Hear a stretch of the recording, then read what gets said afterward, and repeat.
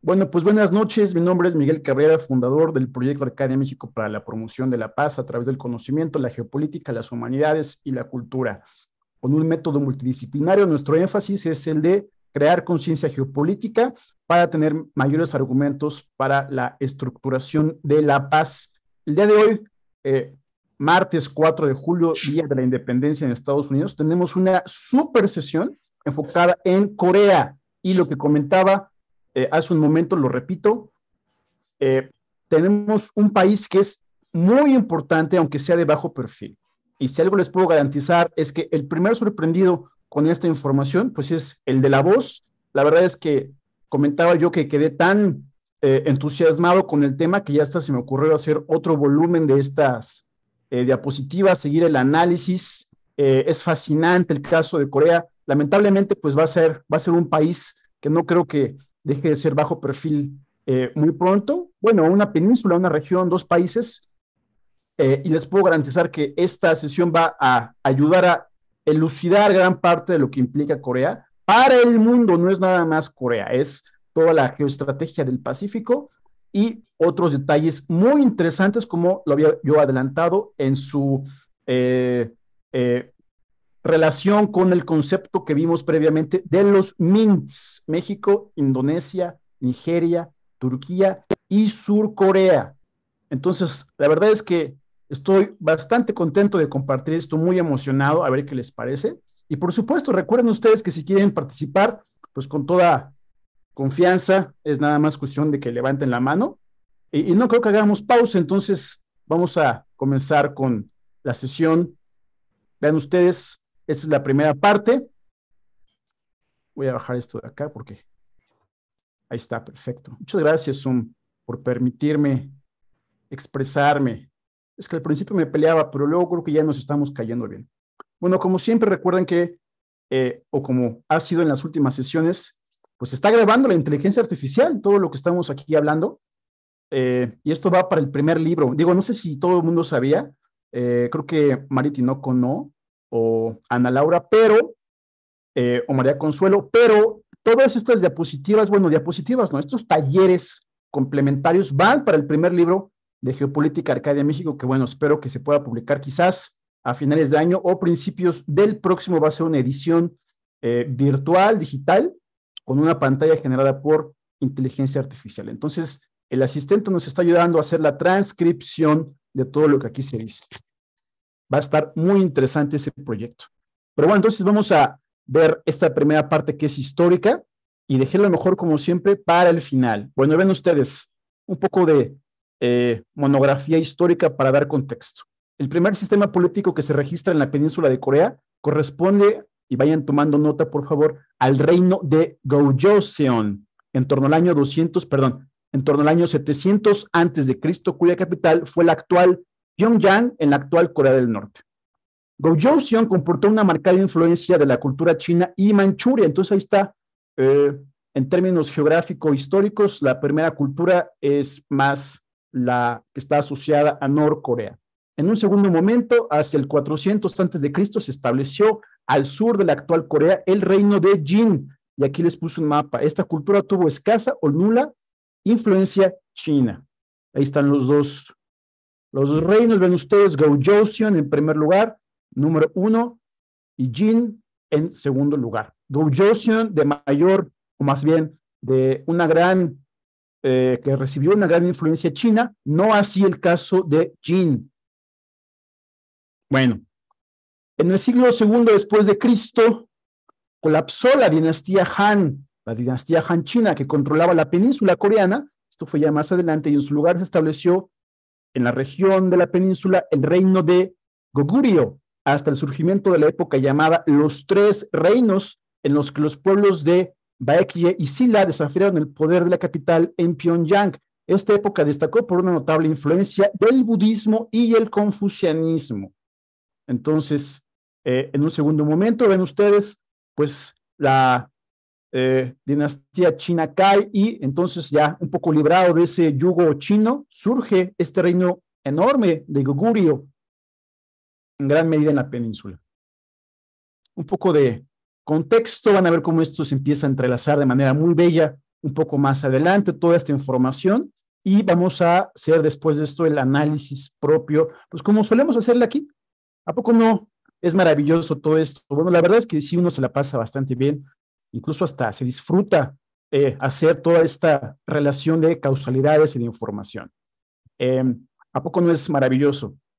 Bueno, entonces, vean, luchas internas en la península terminaron por dar origen al que puede considerarse, este es el primer momento más importante de la sesión, al que puede considerarse el primer precedente de unificación de las dos Coreas, a saber, el reino de Goryeo o reino de Koryo, hacia el siglo X después de Cristo, de donde proviene claramente el nombre Corea.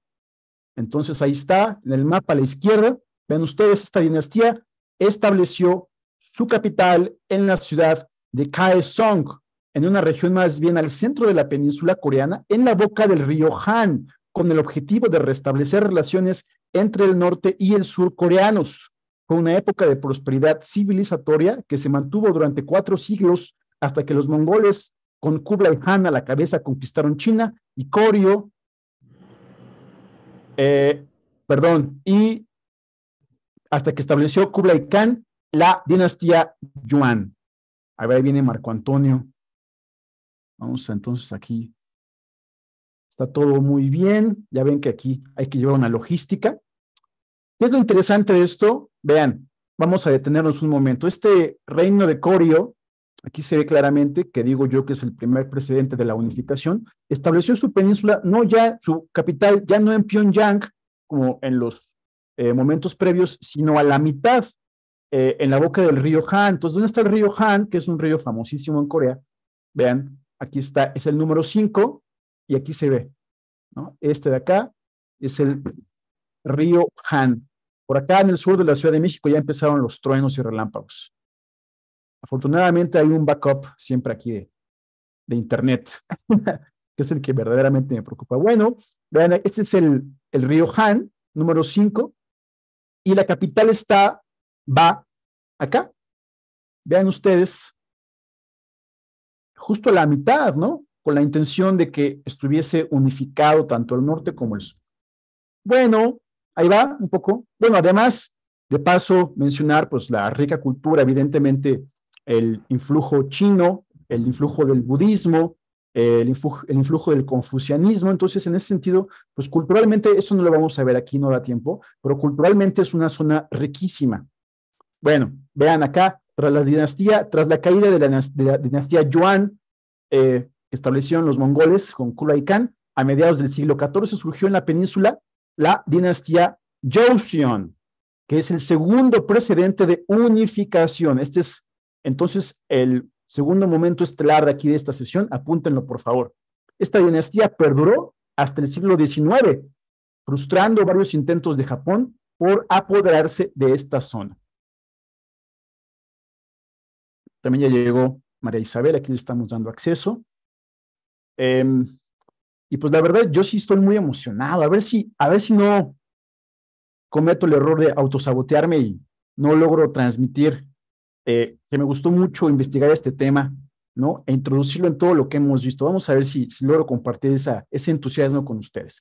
Pero bueno, entonces vean ustedes, la dinastía Joseon, siglo XIV, aquí tienen la bandera, ya es muy semejante a la que se usa actualmente en Corea del Sur. Aquí tienen el mapa a la izquierda, fue el segundo momento, el segundo precedente de unificación. El primero, Koryo o Goryeo, y el segundo, Joseon. Obviamente que este PDF se los voy a enviar corregido, ¿no? Yo espero que sea mañana, y aquí el mapa a su izquierda. Pero qué interesante, ¿no? Incluso digo, no lo pude investigar exhaustivamente, pero así de lejos, esta bandera como que parece que tiene un gran influjo del taoísmo, ¿no es cierto? Ya ven, aquí está el yin y el yang. Pero eso es otro tema muy interesante aparte. Por cierto que en México tenemos nuestra propia filosofía semejante al Tao, ¿no? Es la filosofía de Quetzalcóatl, también conocida como Toltecayotl. Pero bueno, otro tema, otra plática. Con la llegada de la cultura occidental, sí, perdón, se me olvidaba, esta dinastía, como perduró hasta el siglo XIX, fue capaz de soportar sus primeros intentos de invasión por parte de Japón. Ahorita vamos a entrar a ese tema fascinante de Japón. Con la llegada de la cultura occidental, la correlación de fuerzas en la península se dinamizaría. En el 1871, Estados Unidos invadió Corea y ganó la batalla de Gangwon, lo que revigorizó a los japoneses, vean, para intentar nuevas invasiones con su ejército modernizado.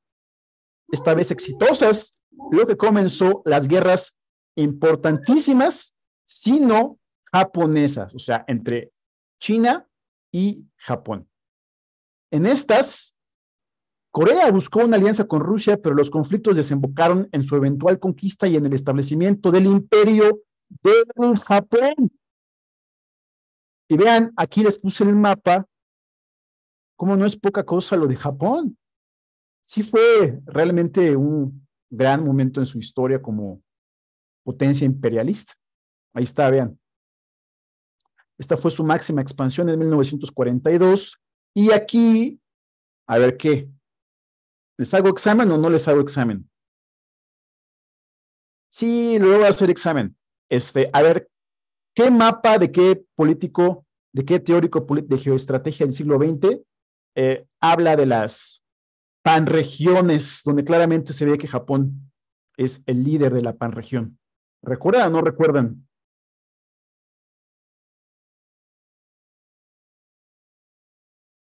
¿Quién recuerda? Fue un alemán. ¿No? ¿Nadie se acuerda? ¿De verdad? Híjole, ¿qué se me hace que ya les voy a hacer examen semanal, eh? ¿Cómo creen? A ver, tú, Gilberto, ¿tú te acuerdas quién fue? Tú que eres tan participativo. Si no, con confianza no pasa nada, ¿eh? No, por el momento ahorita no me acuerdo. No, Haushofer, Karl Haushofer. Ya ven que divide al mundo en regiones, en panregiones, y la región que se llama Pan-Asia iba a estar en ese modelo, pues, ocupando una parte considerable de China y de Rusia, y ya ven aquí también ustedes que llegaron hasta el Pacífico, Indonesia, etcétera, y toda esa zona iba a estar bajo el dominio, en teoría, de Japón. Entonces, no es poca cosa. Y ahorita vamos a entonces hablar de la importancia en su interrelación con los demás países. Bueno, entonces, vean ustedes, continuemos, vamos a hacer esto a un lado. En 1904 comenzó una guerra entre Rusia y Japón, por lo que por la región de Manchuria, en la que Manchuria está al nororiente, es esta región de acá.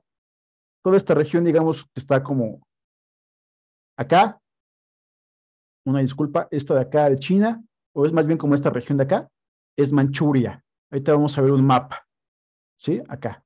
Acá es Rusia, esta es Rusia, y Manchuria está más bien como por acá, esta partecita de acá, ¿no? Ahorita vamos a ver más sobre este tema.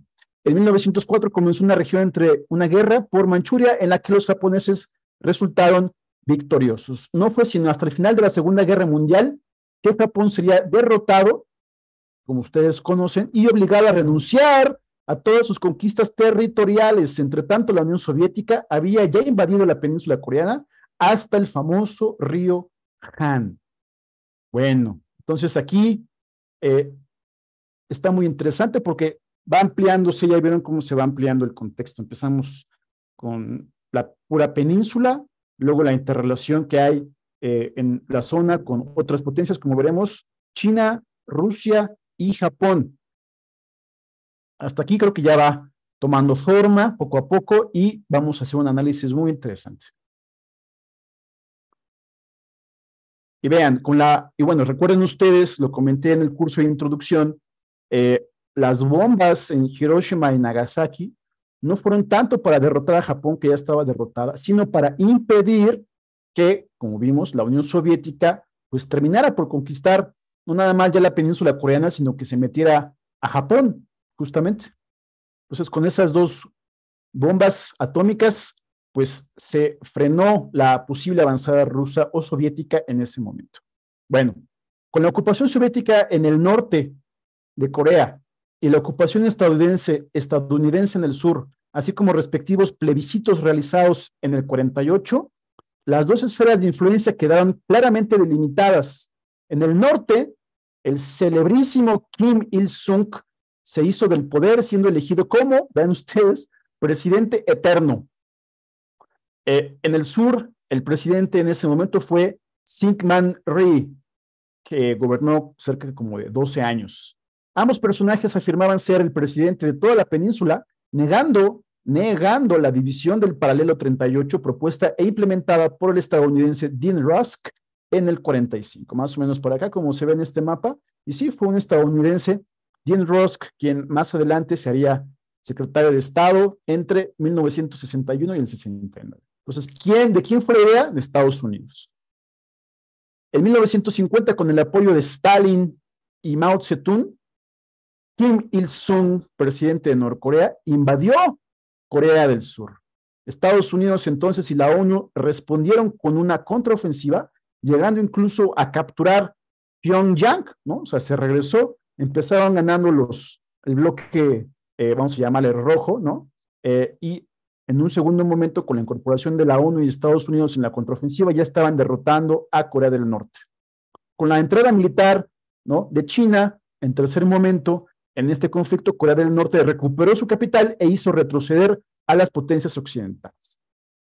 En el 53 se firmó un armisticio, pero técnicamente ambas facciones siguen en guerra debido a que no se firmó un tratado de paz. El conflicto continúa al día de hoy. Entonces, digamos que esto fue como un resumen de la historia y que da el contexto para la segunda parte. Aquí vean ustedes parte 2 y se va poniendo cada vez más interesante y creciendo. Entonces, ubicada entre China y Japón,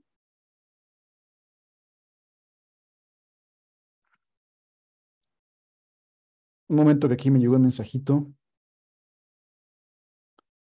Entonces, ubicada entre China y Japón, la península, y aquí estamos, entonces, segunda parte es la geoestrategia de la península de Corea. La primera parte fue la historia y que nos da a entender cómo fue dividida, de dónde viene, pues que es básicamente, fue un subcapítulo, ¿no?, de la Guerra Fría, que enfrentó a las potencias occidentales contra las orientales. Bueno, pues eso es muy conocido. Esta segunda parte también es muy rica en contenido. Vean, ubicada entre China y Japón, la península de Corea es de alta importancia para la seguridad del Pacífico. Figuradamente se dice que Corea puede ser una daga que apunte a Japón o una katana dirigida al cuello de China, que dependiendo quién la controle, puede ser una espada o un escudo. Entonces, aquí les puse el mapa, ven ustedes, si se imaginan que son como, pues, imágenes. Imagínense que esta es una daga, entonces, que apunta a Japón, acá está Japón, o una katana que apunta a la cabeza de China, que está de este lado de acá. Este concepto está interesante. Desde la óptica de Beijing, la península de Corea le permite un control completo del mar Amarillo y del mar de China Oriental, que son las dos principales entradas comerciales a China en el Pacífico. A ver, en este mapa lo puse como para que lo veamos y pensemos un poquito, ¿no? Así colectivamente, el análisis, porque lo solemos ver normalmente y a veces se nos van los detalles, ¿no es cierto? Pero si hacemos este enfoque geográfico, acá está Corea, este de acá es el mar Amarillo, lo estoy señalando con el ratón, con el mouse, con el cursor. Este es el mar Amarillo y este es el mar de la China meridional. Sí, ¿no? Sí es el mar de la China meridional. Es que son dos. No, me equivoqué. Mar de la China oriental. Sí, el meridional es el que está aquí abajo. Este es el meridional. Entonces, el mar Amarillo y el mar oriental. Acá, mar oriental. Esto es acá. Entonces, ¿cuál es la importancia de este mapa? Pues que a través de estos dos mares, mar Amarillo y mar oriental, son los que dan entrada a esta región de acá, vamos a llamar nororiental de China. Este es el acceso. Si uno viene, por ejemplo, desde acá, pues pasas por el estrecho de Malaca, pasas por el mar meridional, luego el mar oriental y finalmente el mar amarillo. Bueno, ¿y eso qué o cuál es la importancia de todo eso, no? Vean, se pone más interesante. Son las dos principales entradas comerciales a China en el Pacífico. Para Japón, bueno, ahorita vamos a ver el caso de China. Para Japón representa una extensión natural hacia el continente euroasiático que puede funcionarle para gestionar invasiones a través del superestratégico estrecho de Tsushima. Entonces, acá se ve con claridad en los dos mapas, aquel de arriba, vean, este es Japón, entonces este es el estrecho de Tsushima y que ha sido la manera en que se han implementado todas las invasiones japonesas en la historia hacia el continente euroasiático, a través de este estrecho. Pues obviamente que para invadir China tienen que pasar por Corea, o para invadir lo que sea, Japón siempre ha pasado por este estrecho de Tsushima, como esta especie de media luna por acá. Ok, entonces vamos a seguir. Recientemente Corea ha resultado fundamental en la competencia entre China y Estados Unidos. Entonces ya salió ahí el primer peine geopolítico. Desde esta óptica geoestratégica, lo que está detrás, pues es evidentemente la lucha entre China y Estados Unidos en la región. ¿Y por qué? O sea, ¿cuál es la importancia, además, que se le puede sumar? ¿O por qué esta región es tan geoestratégicamente importante? Es la pregunta lógica. Pues ahorita vean ustedes acá. Bueno, ahorita vamos a eso, pero antes, el pasado común más reciente de las dos Coreas, como comentaba, es la dinastía Joseon, que unificó la península desde 1392 a 1897. ¿Ok? Lo que decíamos, la ubicación de la península de Corea ha sido el paso geográfico natural por el que se dieron las invasiones mongolas a Japón, tanto de arriba para abajo, ¿no? De Mongolia, acá está Mongolia, a Japón, y de Japón cuando invadieron para acá, a los chinos, o las invasiones japonesas del siglo XVI de Toyotomi Hideyoshi y de manera preponderante las invasiones japonesas a Manchuria y China a finales del siglo XIX. Este fue uno de los principales precedentes que al día de hoy resuenan en la política de Beijing en la región respecto a la península coreana, lo que la hace indispensable para la seguridad de China. Entonces, vean, China tiene diversas fronteras marítimas que proteger y recientemente se ha hecho eco en las mesas de análisis de la importancia del estrecho de Taiwán, que está aquí. Este acá es Taiwán. Obviamente que el de acá es el estrecho de Taiwán. Se escucha mucho en las noticias, ¿no? El tema, o del mar de la China meridional, que está acá, que aquí en inglés le ponen South China Sea, por alguna razón, cuya proyección comercial apunta o desemboca lo que decíamos en el célebre estrecho de Malaca. Sin embargo, se suele perder de vista el preponderante mar amarillo.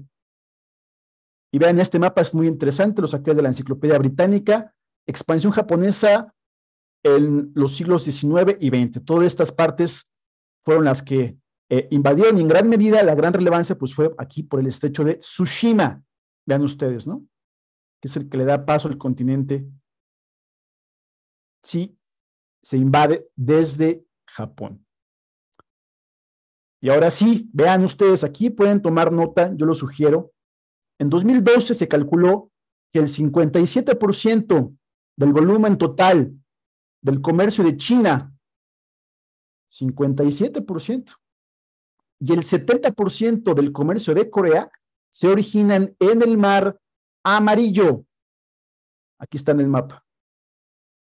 Del lado de Corea se encuentran los puertos Incheon y Busan, ambos en Corea del Sur. Por otra parte, en China, vean qué puertos están en el mar amarillo. Por otra parte, en China, es más, lo voy aquí a poner todavía en subrayado. Por otra parte, lo voy a decir dos veces, nada, ¿cierto? Por otra parte, en China hallamos los importantísimos puertos de Tianjin, Qingdao y Shanghai, siendo este último el más relevante del mundo. Pues resulta que el puerto más importante del mundo está en el mar amarillo. Pues, ¿cómo no va a ser ultra estratégico? controlar la península de Corea por la seguridad nacional de China. Por una parte, hay otras cosas también más interesantes. Bueno, para ambas Coreas, el Mar Amarillo se encuentra en el corazón de sus estrategias regionales. Entonces, ¿dónde está el corazón o el principal corazón de los múltiples corazones chinos? ¿Dónde está el principal corazón? La principal vía de comercio de China, el Mar Amarillo. ¿Cómo se llama el Mar Amarillo? El Mar Amarillo se escribe con la S de Shanghai. Así en esencia. Y aquí ven ustedes, les puse el mapa. Aquí está Qingdao, ahí se ve. Shanghai y los demás puertos. Pero hay que destacar el espacio de Shanghai. ¿Qué tal? Interesantísimo, ¿verdad? Aquí nada más dame un segundo en lo que veo un par de mensajes.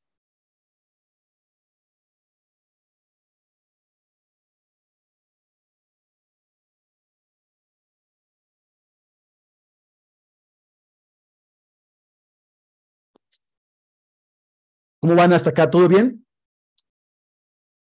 Entonces, una primera conclusión es que la relevancia comercial ni siquiera está por parte de China en otras regiones, o en primer lugar Taiwán, o ni siquiera el estrecho de Malaca, ¿no? Si se va uno a la parte comercial propiamente. El origen, o sea, la estrategia desemboca comercial, más bien desemboca esta estrategia comercial en el estrecho de Malaca, o Malaca, pero comienza, no se pierda de vista, en el Mar Amarillo. Qué interesante. Para China y Corea del Sur, China y Corea del Sur, el objetivo principal es mantener abiertas las líneas marítimas de comunicación del Mar Amarillo. ¿Cuáles son las líneas marítimas? Estas de acá, ¿no? Aquí lo puse para que vean. Es el nombre técnico que se usa en economía y comercio. Obviamente que las del Mar Amarillo, pues son las de acá, ¿no? Que haya comercio, que fluya comercio. Debido a su importancia comercial, para Corea del Norte, por otra parte, es vital proteger militarmente su costa marítima occidental. Es decir, si esta es Corea del Norte, esta sería su costa occidental. Muy bien. La constante fricción territorial entre las dos Coreas ha justificado la presencia de Estados Unidos en Corea del Sur. Con apoyo de dicho país, entonces, se frena una posible invasión de Corea del Norte a Corea del Sur, mientras que dota a la Marina estadounidense con experiencia para manejarse en el Mar Amarillo como parte de su política de contención. Entonces, ¿cuál es el nombre del juego por parte de Estados Unidos? Pues contener a China, como ya lo hemos visto en otras clases. Vean, otra característica geográfica fundamental es la que detenta el estrecho de Tsushima, del que les hablaba, semejante a la importancia en analogía con los estrechos de Gibraltar, que es el que une a Europa con África, del lado de España, y el otro de Panamá, que ya todos conocemos. Así, para Corea del Sur y China es esencial, pues les permite vías de comercio que desembocan, vean ustedes qué interesante, tomen nota, ¿dónde desembocan estas líneas? En los puertos de Seattle y San Francisco en Estados Unidos. Aquí, bueno, ya no lo pude poner, pero imagínense cómo interconecta, ¿no? Desde acá está el estrecho de Tsushima, se va por todo el Pacífico hasta Estados Unidos. Entonces, por tal motivo es importantísimo para China y Corea del Sur, que tienen mayor dinamismo comercial. En el primer mar preponderante o el más preponderante para China. O sea, el Mar Amarillo por su puerto de Shanghai. Juntos, otro estrecho importante, el estrecho de Tsushima y el estrecho de Tsugaru, que es aquí, esta parte de acá. No, amigos, el estrecho de Tsugaru no es donde nació Godzilla, es este de acá. Vean que forman como una especie de cuadrilátero, ¿no? Tenemos la península, el estrecho de Tsushima, el estrecho de Tsugaru y Rusia. Ese forma una especie de rectángulo, por lo menos, ¿no? Un poco es la idea. En el mar de Japón, bueno, pues aquí estos dos estrechos le dan salida al mar a Rusia. Fíjense qué interesante, ya estamos aquí. Entonces se pone más complejo, porque Rusia tiene una base naval en un puerto que se llama Vladivostok, que no lo puse, pero está más o menos por acá. Me puedo equivocar algunos cuantos cientos de kilómetros. O sea, es que aquí en el mouse en realidad es mucho más, ¿no? En la vida real. Pero más o menos está por acá el puerto de Vladivostok. Por lo que en caso de conflagración, si Estados Unidos bloquea, junto con sus aliados, Japón y Corea del Sur, los estrechos, ¿no? Tsushima y Tsugaru, pues le está quitando el acceso al mar a Rusia a través de su importante puerto de Vladivostok, por una parte. Y por otra, en caso de que Corea del Norte quiera invadir el sur, o más bien, en caso de que haya una conflagración mayor entre las potencias que una a China y Rusia contra sus enemigos, pues bloquear, si Estados Unidos bloquea particularmente este puerto, pues va a bloquear que se comuniquen China y Rusia enviando cualquier tipo de armamento, tropas, etcétera. Entonces, para Estados Unidos es importantísimo vigilar este estrecho para impedir un acercamiento entre Rusia y China. ¿Ya vieron? Por acá, y también bloquear aquí para evitar que Rusia tenga un libre acceso al mar.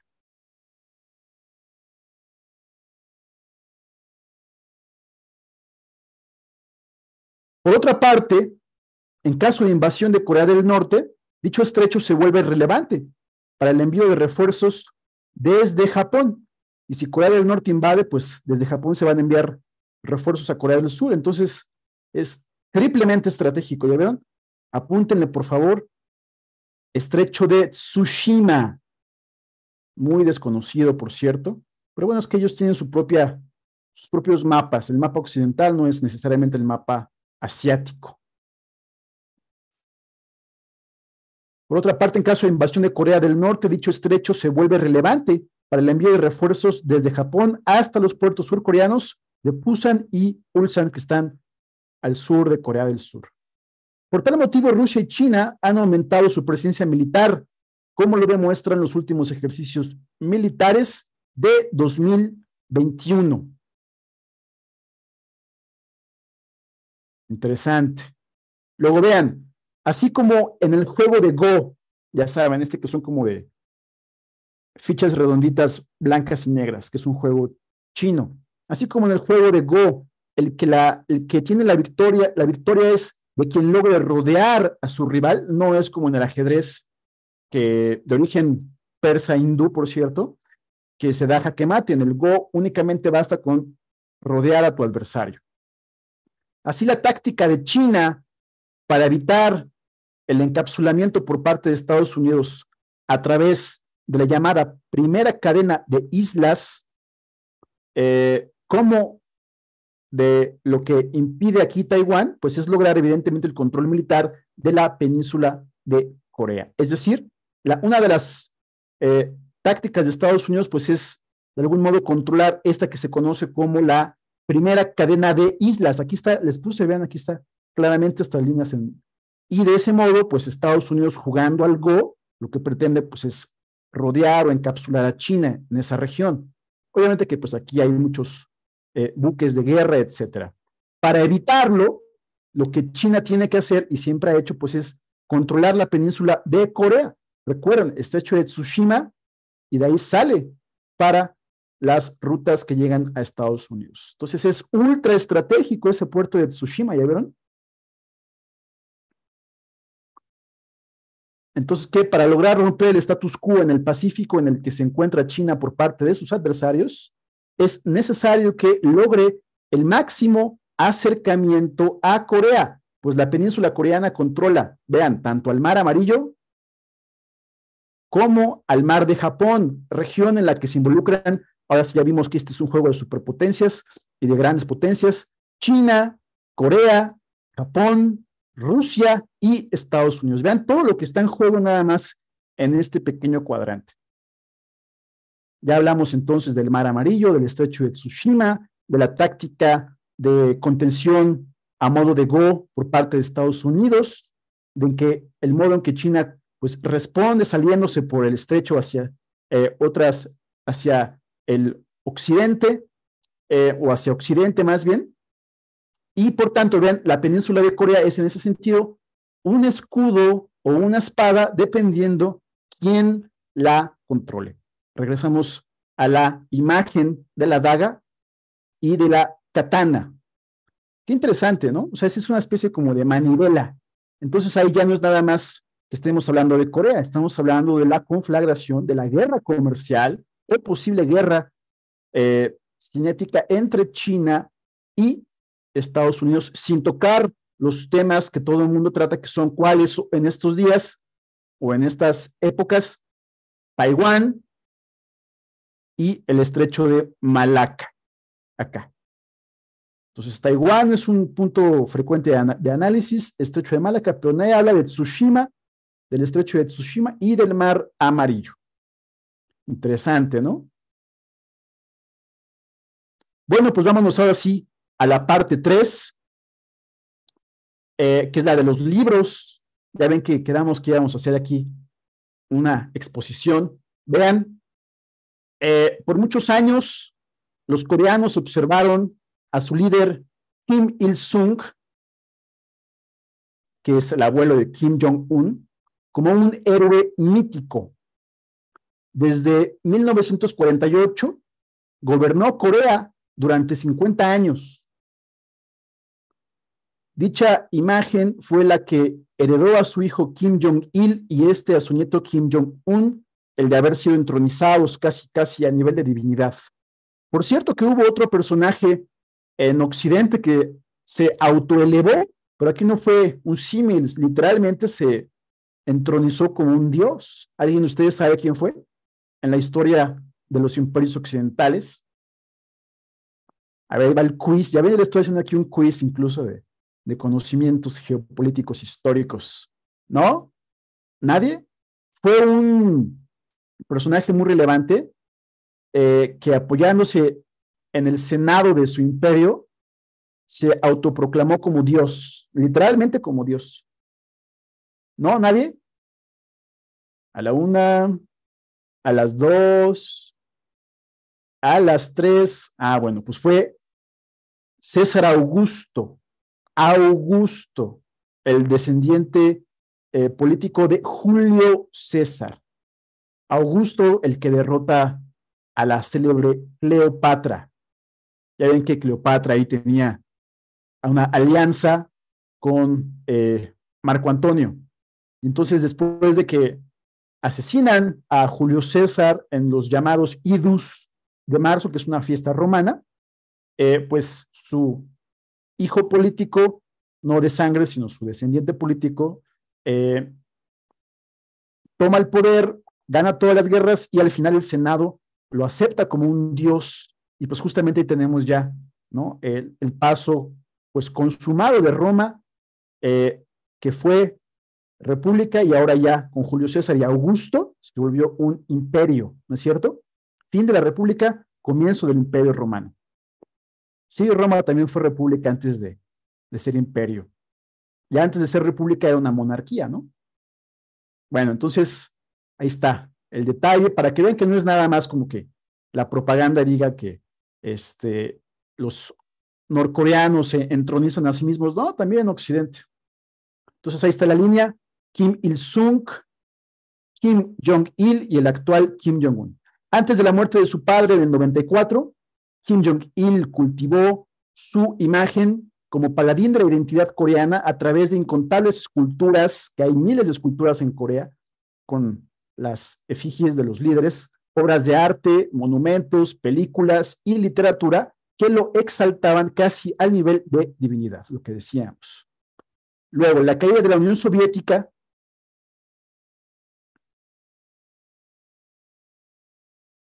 A ver qué pasó aquí, ¿por qué se metió un Samsung? ¿De quién es ese Samsung? ¿Alguien sabe? Vamos aquí, a lo mejor es Tikio. Bueno, la caída de la Unión Soviética y el auge de las democracias liberales trajeron como consecuencia el aislamiento del país norcoreano, defensor de las ideas marxistas-leninistas, así como el incremento en las políticas de seguridad interna y particularmente, esto también apúntenlo por favor, el desarrollo del más que preponderante, no me voy a cansar de resaltar su importancia, programa nuclear de Corea del Norte. Este fue el ambiente en el que creció Kim Jong-un. Estamos con este libro de la exagente de la CIA, Jung Pak. Bueno, la autora comenta que no queda muy claro por qué Kim Jong-il eligió a Kim Jong-un como líder heredero. Aquí está el padre y acá está el hijo. El hijo favorito era Jong-nam, pero daba muestras de una gran inmadurez emocional y de ser muy fiestero, aunado al hecho de su proclividad a pensar en la occidentalización de la economía de Corea del Norte. Pues no, definitivamente no convenía. Después de estudiar en Moscú y Ginebra, Jong-nam daba muestras de que se volvería un líder capitalista. Otro hijo era Jong-chol, quien se mostraba desde siempre más interesado en la música y el básquetbol que en la política. Un buen tipo que difícilmente pasaría por ser alguien astuto. Ya nada más quedaba Kim Jong-un, quien estudió en Europa, donde no tuvo las mejores notas académicas. También le gustaban los deportes, pero era competitivo y explosivo, alguien que odiaba perder. Quizás su padre le vio potencial por estas últimas características. Luego, Kim Jong-un hizo su debut político en un desfile militar masivo, ¿se acuerdan? El 10 de octubre de 2010, durante el aniversario 65 o 65 del establecimiento del Partido de los Trabajadores de Corea a la edad de 26 años. El evento estuvo diseñado para que el pueblo y el ejército le dieran su respaldo. Poco después se le otorgó el título de general de 4 estrellas, ese a nunca haber comenzado o hecho carrera militar alguna. Pues sí, ¿no? Pues era el hijo del rey. Desde el inicio de su gobierno, Kim Jong-un se concentró, aquí está lo más relevante de su administración, en el desarrollo nuclear de Corea, así como en el ciberpoder, que esa es la verdadera fortaleza de Corea del Norte. La guerra cibernética resultó ser la principal fortaleza del joven líder. Desde 2010, los ciberataques coreanos han sustraído recursos de bancos, enviado virus computacionales y hackeado a grandes corporaciones. El caso más sonado es el hackeo que Corea del Norte realizó a la empresa Sony Pictures, que se burló del líder coreano a través de su película La Entrevista. Entonces, eso también hay que destacarlo. Se habla todo el tiempo de las armas nucleares, pero se suele perder de vista que la principal potencia de él es más bien pues el ciberhackeo o el ciberpoder. Uno de los principales objetivos del joven presidente ha sido el de presentar la dictadura norcoreana como amigable, ¿no? Una, friendly, ¿cómo se puede decir en términos así? Friendly dictatorship, ¿no? Ante la opinión internacional, así como modernizar el país, tal como se aprecia en la capital que algunos llaman de manera jocosa Pyongyang, donde se ven modernos edificios y una sociedad pues ya más a la vanguardia. Este es Pyongyang, ¿no? De broma, es broma, ¿no? La capital es Pyongyang, pero este es Pyongyang, ¿no? Porque evidentemente pues sí le da un cierto parecido a Nueva York. Pero bueno, esta es la capital, Pyongyang. Qué simpático, ¿no? También se ha empeñado en atraer inversión, obviamente interna, para el área de Wonsan o de sus aliados y aumentar su potencial turístico con el objetivo de alejar a Norcorea de la típica imagen de país aislado y empobrecido. Entonces, esta de acá abajo es la región de Wonsan, donde hay pues desarrollos turísticos. Vean ustedes, pues es impresionante, ¿no es cierto? Ahora sí que le ganó a Acapulco. Pero bueno, ese es de lo último que ha intentado hacer Kim Jong-un en Corea del Norte. Para lo anterior se ha implementado una política que en coreano llaman Byung-jin, que implica en teoría que el desarrollo de las armas nucleares de dicho país va de la mano y en paralelo al éxito económico de la nación. Todo lo anterior traslapa el intento de modernización de Norcorea en el marco de su doctrina socialista. El corazón de su política, no obstante, siguen siendo sus armas nucleares, con los que tiene, como se dice, que tiene capacidad de negociación gracias a ellas. Qué interesante. Bueno, vean, la autora es muy crítica del acercamiento que hubo entre Kim Jong-un y Trump en junio de 2019 y juzga que Kim Jong-un jamás habría aceptado desnuclearizarse a cambio de ayuda económica.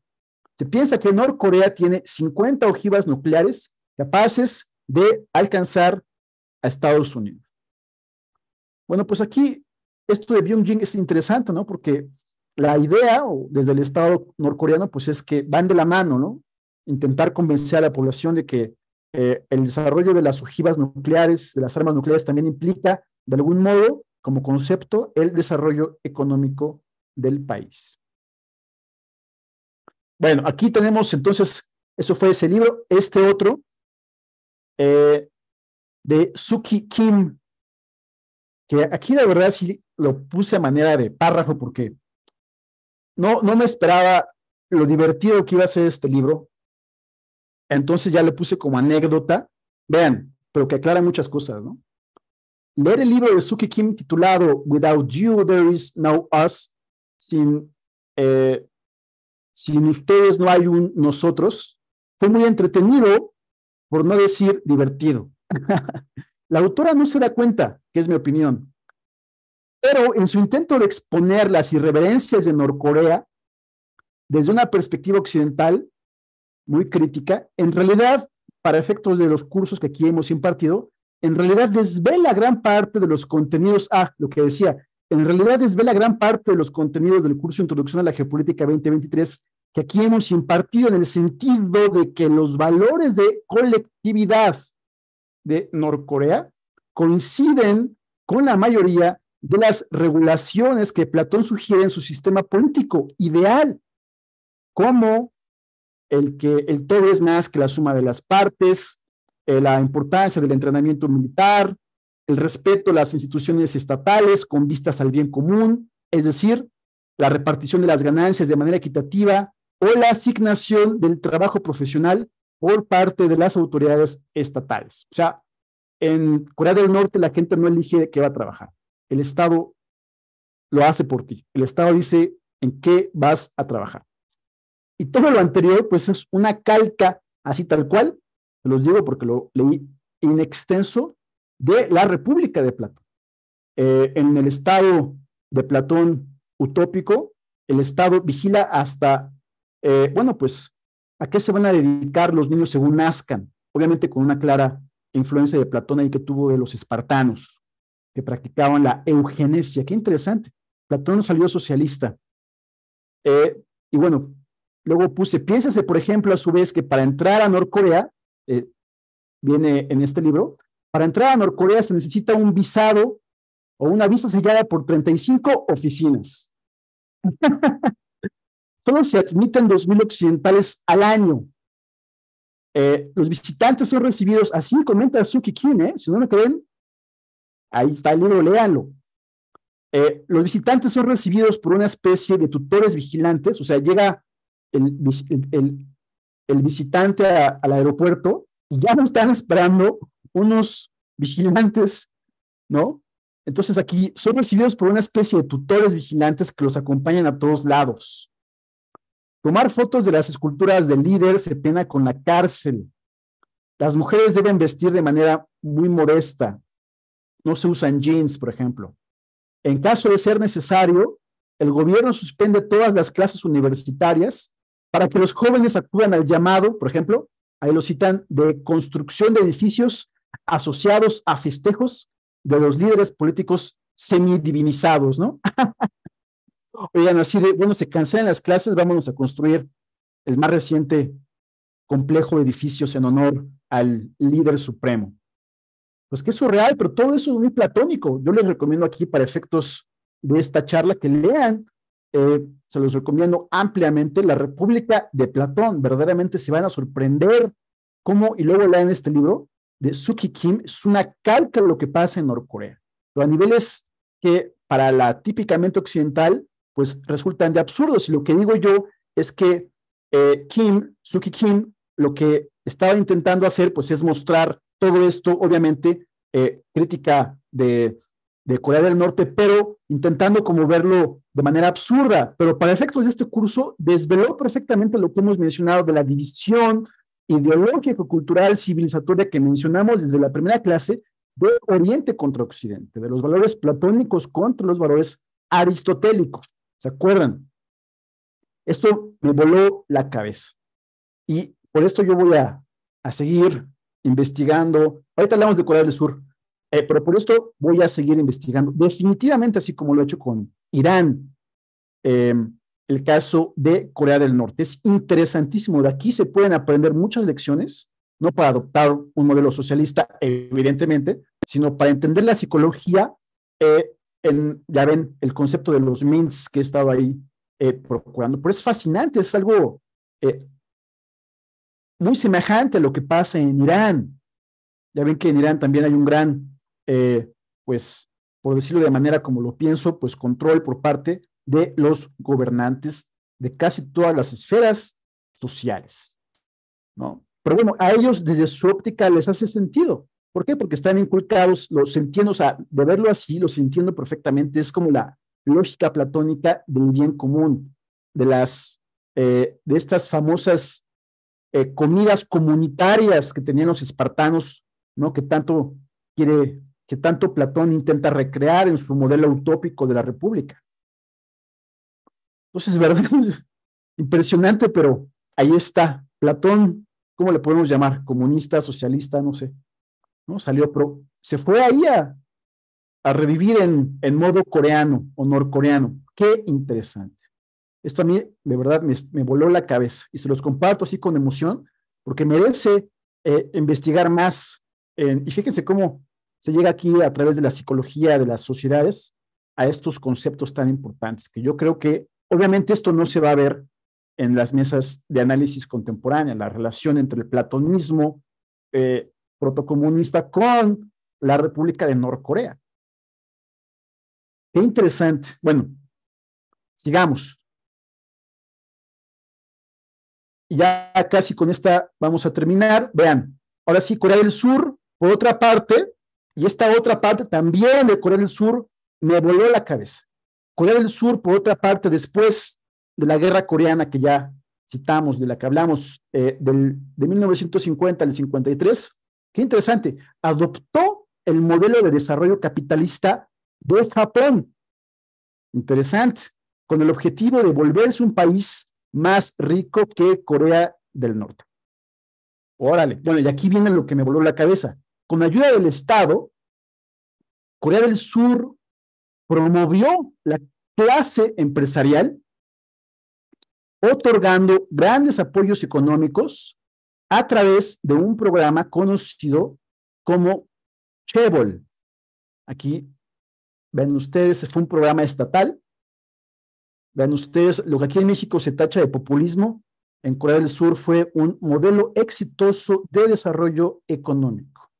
A su vez, las ganancias que generaban las grandes empresas, producto de este programa Chaebol, eran reinvertidas en el ciudadano promedio.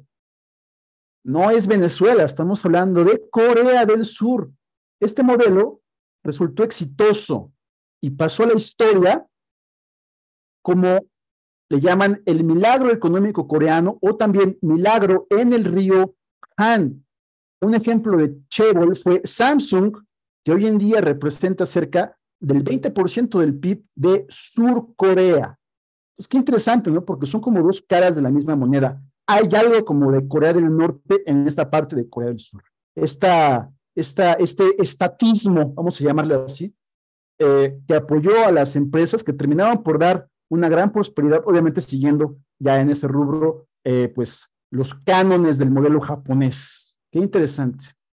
Por otra parte, el gobierno surcoreano se dedicó a promover su imagen internacionalmente a través del soft power o poder suave, como en el caso de la famosa agrupación K-pop. Deliberadamente, sí hay como una geopolítica ahí pues, marcada. Vean, por otra parte, ya para finalizar, Surcorea enfrenta el desafío de una población que está disminuyendo, es decir, desciende su tasa de natalidad.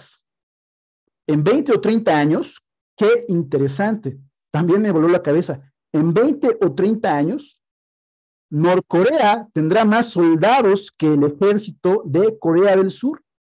Se proyecta que en ese momento la población surcoreana disminuirá de 52 a 44 millones, dejando solamente a 26 millones de surcoreanos debajo de la línea de 64 años, manteniendo todos ellos económicamente a 18 millones de adultos mayores, ¿no? Comparados con los 43 millones de jóvenes debajo de los 64 años norcoreanos, manteniendo únicamente a 9 millones de adultos mayores.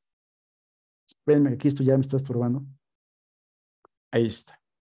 Entonces va a tener en 20 o 30 años, vean, la población joven de Corea del Norte de 43 versus la de Sur Corea de 26. Pues casi la mitad, ¿no? Entonces, cerca de la mitad. Qué curioso. Y aquí, bueno, pues hay que, digo, este tema, no, esto da para muchísimos comentarios. El primero que se me ocurre es, pues esta tónica o tendencia a que, o generalidad, aunque siempre hay excepciones, pero la generalidad de que los países que son más del perfil pro-occidente, aristotélicos en su diseño psicológico, maltusianos, son países que tienden a su población a no tener hijos, ¿no? Ahí está también Japón, le pasa lo mismo. Europa, no se diga Europa, que ahorita está con todo este problema de la demografía. Entonces, para que vean la importancia auténtica de la variable llamada demografía en el desarrollo geoestratégico de largo plazo. Entonces, ¿qué va a pasar cuando esto suceda? Si esto llega a suceder así como está proyectado. Bueno, pues ese día, obviamente, Norcorea va posiblemente a querer invadir a Corea del Sur, pues ya tiene más soldados. Pero todavía falta. Pero entonces, importantísimo remarcar aquí, pues, el otro aspecto también de los Chebol, los programas Chebol, que son programas estatales de promoción de empresas a través de recursos del mismo gobierno y retroalimentados a la misma población. Muy semejante a lo que se ha hecho acá en la 4T, ¿no es cierto? Y no es populismo, es el modelo de desarrollo económico de un país pro-occidente, Surcorea. Y así surgió Samsung. Qué interesante. Vean, a mí sí me sorprendió la verdad. Incluso a todo esto le llamaron el milagro económico coreano.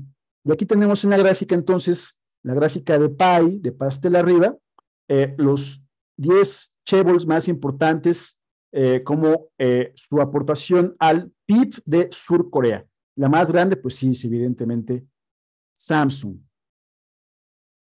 Hay que revisar aquí toda la historia entonces de estos programas gubernamentales a detalle y abajo vean pues la gráfica del crecimiento del PIB de Surcorea a lo largo del tiempo. Aquí se dispara, ¿no? En los 70, empieza a dispararse en los 70, hasta ser, pues de algún modo podríamos llamar la potencia económica que es hoy en día, pero también con algo de apoyo estatal. Qué interesante. Bueno, pues entonces esto es lo que yo quería compartir con ustedes. Hay muchísimo que comentar. Y bueno, pues en caso de que tengan preguntas o comentarios, pues también estoy aquí a sus órdenes. ¿Qué les pareció? ¿Alguien quiere opinar o preguntar algo? Por favor, está abierto el micrófono para ustedes también.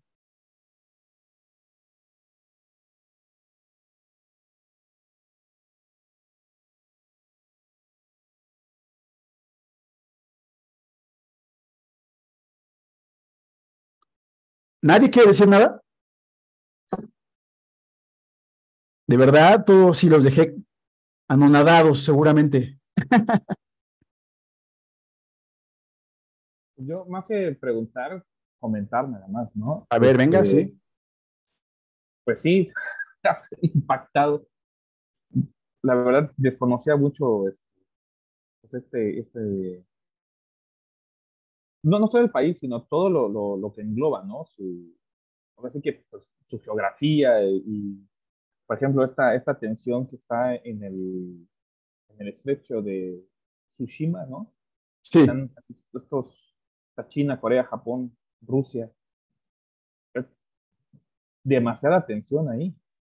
Y como tú dices, realmente nadie pone sobre la mesa estos temas. Todo el mundo se centra en la tensión que hay entre Taiwán y China, exacto. ¿no? Pero el mar de Japón también, igual de espaldas, así, al ver estos datos, ¿no? Bastante Totalmente. interesante.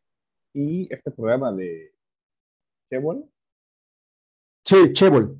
ajá, pues ahora sí que muy críticos todos de los programas de la 4T, pero pues por lo menos en este lado del globo se vio que hicieron el milagro coreano y casualmente, ¿no? Igual aquí, por lo menos con la moneda, el milagro mexicano le están llamando también, ¿no?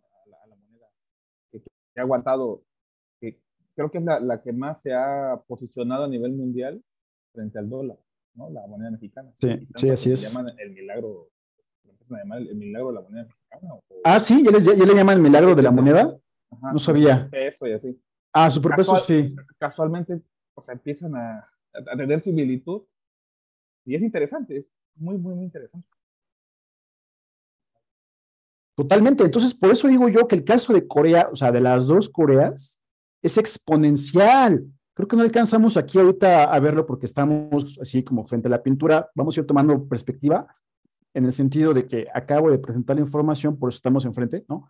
Pero esto es exponencial. Corea es un modelo exitosísimo para estudiar y para asociar con las medidas que se están implementando en México y también para intentar entender su psicología en el ámbito del bloque de los MINTs, ¿no? A eso también hay que sumarle que Surcorea es un país que sí maneja la negociación de transferencia de tecnología.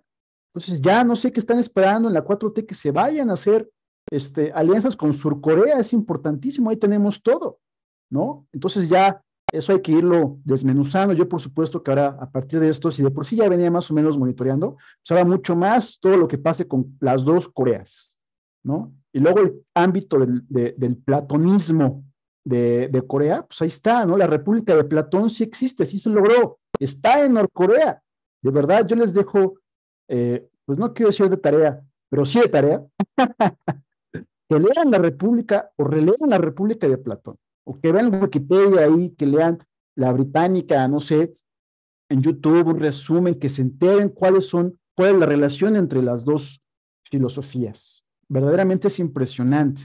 Esto explica tantas cosas, sobre todo también su relación con la influencia china, porque hay gran influencia china más bien en Norcorea, ¿no? Entonces ahí está todo ya listísimo para seguir desarrollándose y explicar pues mucho. Créanme, con este tema se explican muchas cosas. Por eso yo estaba muy emocionado, salí muy gratificado de haber hecho esta investigación, de haber leído estos libros y también pues recomendarles que se diviertan con este libro de Suki Kim, ¿no?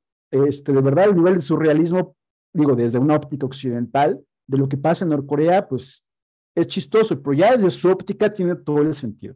Y seguramente los alumnos bueno, el servicio militar dura 10 años, 10 años para los hombres, imagínate. Empiezan a los 17, acaban a los 27, y las mujeres son 7 años de servicio militar. Es impresionante, ¿no? Y para ellos es tan normal. Entonces, seguramente es un poco como en Cuba, que no hay eh, enfermos o todos son muy saludables, como en Cuba o pues en Norcorea. Seguramente todos los norcoreanos son gente muy saludable. ¿no? Lo que ya no se ve en Estados Unidos. Entonces sí, es algo que hay que seguir desmenuzando, y pues aquí también, ahora sí, para el chistorete, pues sí nos escucharon los discos de K-pop. Entonces, eso es lo que yo quería, pues, compartir. Seguramente estaré promoviendo un poquito más adelante en el tiempo más programas de investigación de Corea, de las dos Coreas, e ir, pues, poco a poco, ¿no? Diseccionando con mayor detalle, con mayor lupa, todo lo que pasa en esa región, y sobre todo, en el caso económico, la historia de los chaebol. Se me hace que eso es, nadie está hablando de eso ahorita en México, verdaderamente nadie está hablando de eso en México, a un nivel así, con esta óptica de estructura de las ideas o de inteligencia conceptual.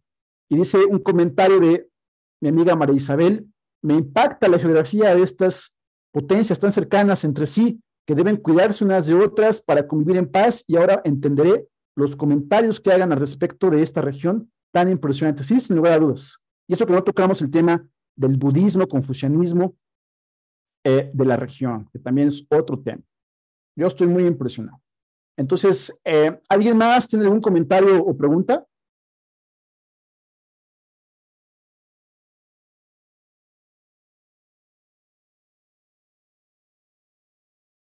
Bueno, Yo, entonces, nada sí, más a ver, Gilberto, sí. entonces, ¿por qué se le da, o por qué hay tanta tensión, por ejemplo, en la cuestión con Taiwán, y por qué están todos como los ojos puestos ahí?